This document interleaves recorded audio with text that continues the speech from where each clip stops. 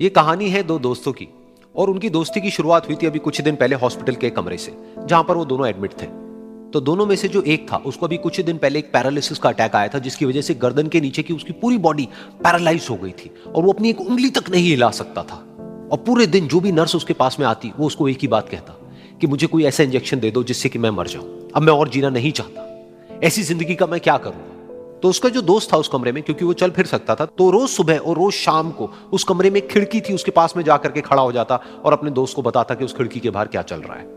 बिल्कुल नीला आसमान है, सफेद बादल है, हल्की हल्की हवा चल रही है और कुछ पंछी उड़ रहे हैं।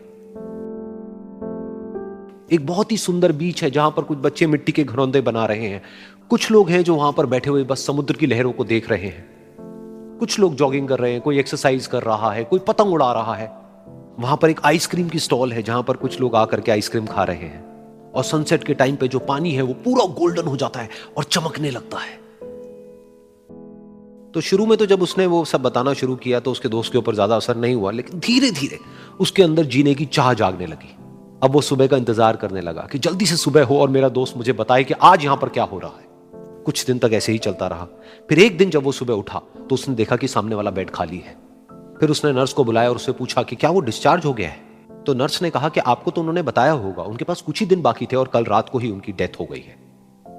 ये सुन करके उसके अंदर की उम्मीद पूरी तरह से टूट गई, क्योंकि सिर्फ उसका दोस्त ही था जिसने उसको बाहर की दुनिया से जोड़ा हुआ था, जिसकी वजह से वो जान पाता था कि बाहर क्या हो रहा है और ये दुनिया कितनी खूबसूरत है।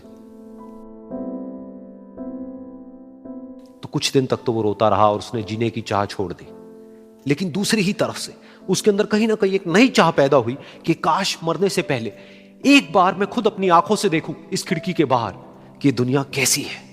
जैसे जैसे उसकी ये चाह बढ़ने लगी, उसको अपने अंदर एक अजीब सी एनर्जी महसूस होने लगी।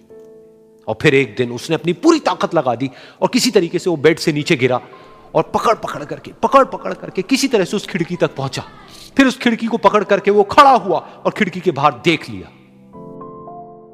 लेकिन खिड़की के बाहर देखते ही वो गुस्से से भर गया। उसने जोर से नर्स को आवाज लगाई और जैसे ही नर्स आई उसने नर्स से पूछा, ये तुमने क्या किया, ये खिड़की के बाहर काली दीवार क्यों खड़ी कर दी। तो नर्स को समझ नहीं आया वो क्या बोल रहा है और वो बोली कि मुझे 5 साल हो गए हैं यहां पर, जब से मैं आई हूं तब से तो ये काली दीवार यहां पर है। तब जाकर के उसको समझ आया कि उसका वो दोस्त उससे झूठ बोल रहा था। और उसने नर्स से पूछा, अगर ये काली दीवार पिछले 5 साल से यहां पर है तो मेरे दोस्त ने मुझसे झूठ क्यों कहा।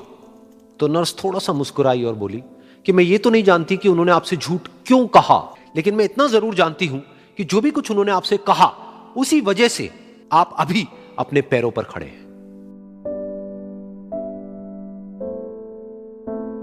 तो इस कहानी से हमको यह सीखने को मिलता है कि जो हमारे शब्द हैं, जो हमारे वर्ड्स हैं, जो हम अपने मुंह से बाहर निकालते हैं, उसमें इतनी पावर है जिसकी कोई हद नहीं है। वो किसी आदमी को गिरा भी सकते हैं और उसको उठा भी सकते हैं। तो अब आपके ऊपर है कि आप अपनी इस पावर को यूज करते हो या मिस यूज करते हो।